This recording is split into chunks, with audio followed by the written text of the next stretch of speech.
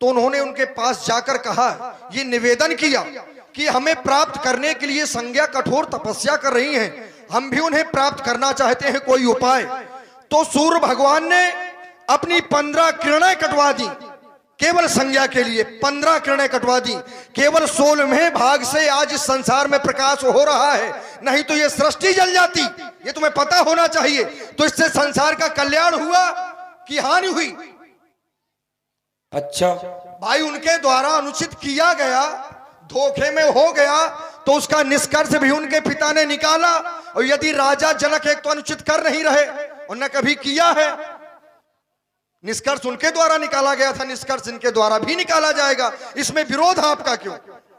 विरोध इस कारण, सुनो, जब संज्ञा छाया को छोड़ गई तब छाया के द्वारा पुत्रों की प्राप्ति हुई, जिसमें शनिदेव, ठीक। और जब छाया ने यम को श्राप दिया तब सूर्य को पता चला कि ये मेरी पत्नी नहीं है। अरे ऐसे पति थे तो अपनी पत्नी को कम से कम पहचान जाते कि हमारे पास कौन है, कि उसकी छाया है या साक्षात पत्नी है हमारी ना। किस लिए गए? भोग विलास हेतु। हमारी पत्नी चली गई है, पुत्र हो गए, अभी तक पता नहीं चला। जब उस छाया ने श्राप दिया तब पता चला कहीं ऐसी तो नहीं है, कोई मां अपने पुत्र को श्राप नहीं दे सकती है। ये कौन सी नीति है? ये सूर्यदेव का अहंकार नहीं तो क्या है? ये बताओ तुम। इसके बाद सूर्यदेव गए कहा? वन में। और संज्ञा बनी का अश्वनी और सूर्य बने अश्व। जब रमण हुआ दोनों का तब कहीं जाकर अश्विनी कुमार पैदा हुए। किस कारण? भोग विलास के कारण।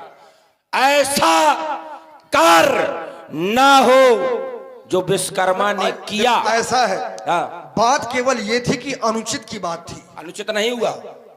वहां पर अनुचित हुआ क्या, ये हमको बताइए कि अनुचित ये हो गया। आपने सीधे विश्वकर्मा के जीवन पर दोषारोपण कर दिया कि राजा जनक बिना विचारे कर रहे हैं। उन्होंने भी बिना विचारे किया था, तो उन्होंने बिना विचारे किया क्या था भाई? केवल विवाह कर देना बिना विचारे हो गया क्या? ना, यदि विवाह कर दिया, समस्या थी, तो समस्या का निदान किसने किया? विश्वकर्मा जी ने। तो समस्या होती ही निदान के लिए है, या निदान ही समस्या के लिए होता है। जब समस्या नहीं होगी तो उसका निराकरण कैसे होगा, और निराकरण नहीं होगा तो समस्या कैसी होगी? ये दुख सुख का जोड़ा है, पाप पुण्य सब यहीं पर है, अच्छा बुरा सब यहीं पर है। तो ये ना कहो कि कुछ नहीं हो सकता। अच्छा, ठीक, वहां पर वैसा कार्य, वहां संज्ञा बन बन भटकी। अरे ये उसके कर्म थे भाई। सूर्यदेव ने जाकर विश्वकर्मा से कहा, क्या यहां सीता बन बन भटकेगी तब जाकर जनक कहेगा, तब जनक जाकर समझेगा ना। इसलिए मेरा विरोध है कि ऐसा नहीं होना चाहिए। क्यों नहीं होना चाहिए? क्यों नहीं होना चाहिए? संज्ञा बन बन भटकी। हाँ तो, और क्या सीता भी बन बन भटकेगी? नहीं, देखो ये भविष्य है, ये तुम नहीं जान सकते। अरे भविष्य है, ये भविष्य है, कौन कब क्या होता है। आप वर्तमान की चर्चा कर सकते हैं, ना कि आप दोष गिना रहे हैं राजा जनक में और विश्वकर्मा में। तो राजा जनक कोई साधारण राजा नहीं है, ये आपको बता दे। विश्वकर्मा क्या साधारण थे? कौन? तो क्या राजा जनक और विश्वकर्मा में आप गणना करेंगे क्या? राजा जनक कौन? राजा जनक के लिए कहा जाता है जा सुज्ञान रवि भव निशिनासा, जिसके ज्ञान के आगे यह सूर्य के समान राजा जनक का ज्ञान है, सूर्य के समान। ऐसा दूसरा ज्ञानी कोई है नहीं, और ऐसे ज्ञानी के द्वारा ऐसा शुभ कार्य किया जा रहा है, विशेष कार्य। पहली बात तो कन्या का विवाह है, यही एक धर्म का कार्य है। दूसरा, महात्मा दधीच की हड्डियों से निर्मित है, अभी तक इन्हों में प्राण स्थित है, तो आज इनका कल्याण भी राजा जनक के माध्यम से हो रहा है।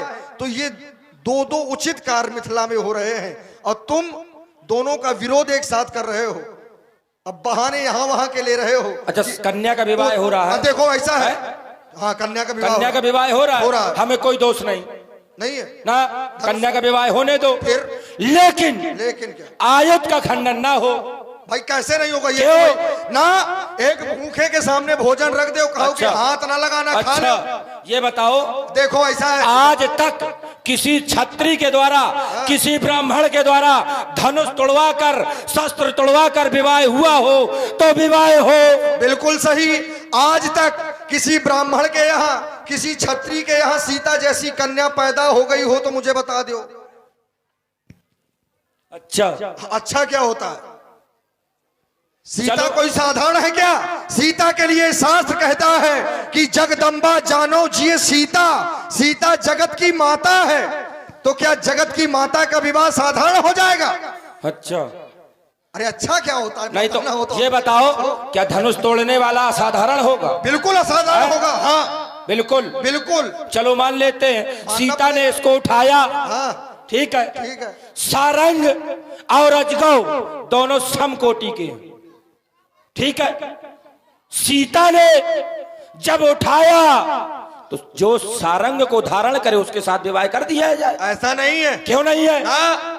जो कार्य इस धनुष से हुए हैं क्या से हुए हैं क्या? क्यों नहीं हुए? ना, ऐसा नहीं है।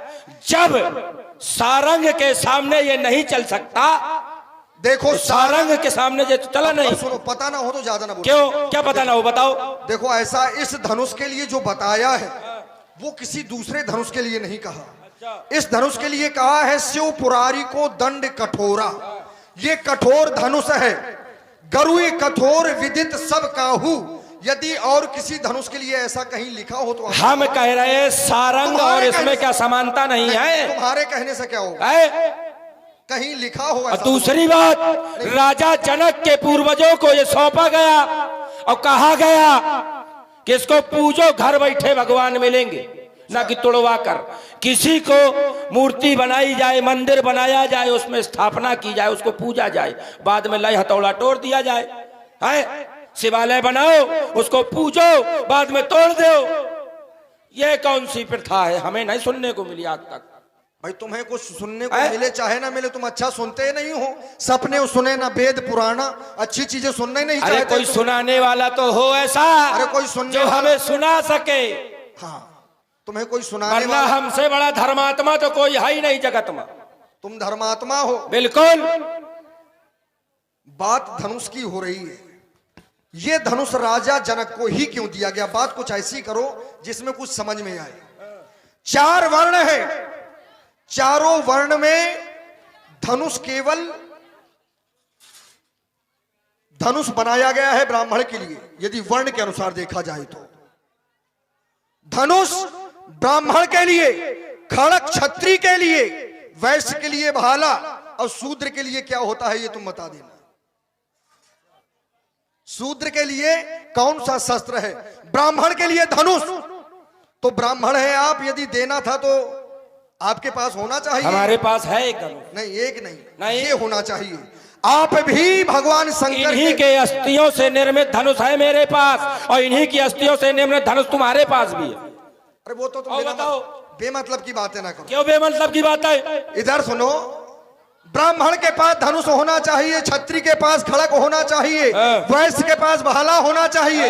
अब शूद्र के पास कौन सा शस्त्र होना चाहिए ये तुम बताओ। अच्छा भाई, 4 वर्ण है, चारों के अस्त्र शस्त्र हैं। लेकिन हटाओ इन बातों से, अब हमारी बात सुनो। लोग तुमको सुनना नहीं चाहते क्योंकि तुम अच्छा नहीं बोल रहे हो।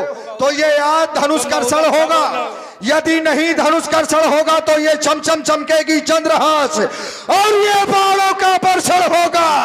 ये धनुष कर्षण होगा, ये धनुष कर्षण होगा, ये थर आएगी धरनी, ये सीना तेरा फट जाएगा। मारूंगा ऐसा प्रहार तो हजारों हाथों को काट कर तेरे शीश को उछालूंगा। जाएगा बलि के पास, निफूती हो जाएगी तेरी माँ। इसलिए आज नहीं धनुष कर्षण होगा, और होगा अगर धनुष कर्षण तो चमचम चमकेगी चंद्रहास, रणचंडी का नट्टन होगा, लाशों के लग जाएंगे ढेर। आज नहीं धनुष कर्षण होगा। एक बात तुम्हें बताएं, तुम ज्ञानियों की समाज में आए हो, यदि अच्छा केवल सुन लोगे, केवल सुनने मात्र से तुम्हारा कल्याण हो जाएगा। तुमको बहुत अच्छी बात बताएं कि राजा जनक जानते हैं कि धनुष कौन तोड़ेगा। राजा जनक जानते हैं कि धनुष कौन तोड़ेगा। तो जब जानते तो विवाह कर देना चाहिए, क्यों तोड़वा रहे? अरे इधर सुनो, इतनी जल्दी कैसे कर देना चाहिए? हाँ, यही तो ज्ञानी है। क्या नारद का वचन तुम माना नहीं जनक ने? अब सुनोगे नहीं तो समझ नहीं पाओगे, ये समस्या है। राजा जनक जानते हैं कि धनुष कौन तोड़ेगा। यहां तक कि मिथिला में जो विशेष नारियां हैं, जो अष्ट सखियां हैं, वो भी जानती हैं कि धनुष कौन तोड़ेगा। लेकिन ज्ञानियों की एक समस्या सदैव से रही है, जान लेते हैं